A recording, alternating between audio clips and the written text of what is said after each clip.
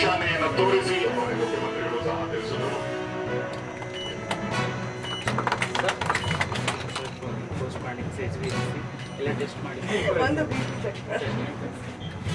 ಸರಿ, ವೆಹಿಕಲ್ ಪ್ರತಿದಿನ ನಮಗೆ ಆಫೀಸರ್ಸ್ ನೋಡೋಕ್ಕಾಗಲ್ಲ ಅಂತೇಳಿ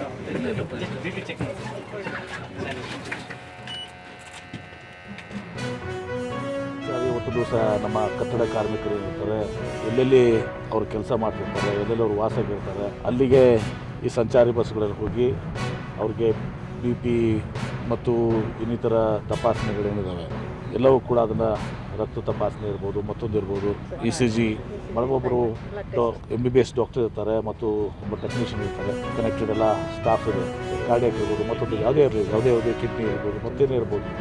ಹೀಗಾಗಿ ಇದು ಕಟ್ಟಡ ಕಾರ್ಮಿಕರ ಒಳಿತಿಗಾಗಿ ಮಾಡುವಂಥ ಒಂದು ಕಾರ್ಯಕ್ರಮ. ಭಾಳ ಸಂತೋಷದಿಂದ ಇವತ್ತು ದಿವಸದನ್ನ ನಾನು ಚಾಲನೆಯನ್ನು ಕೊಡ್ತೀನಿ.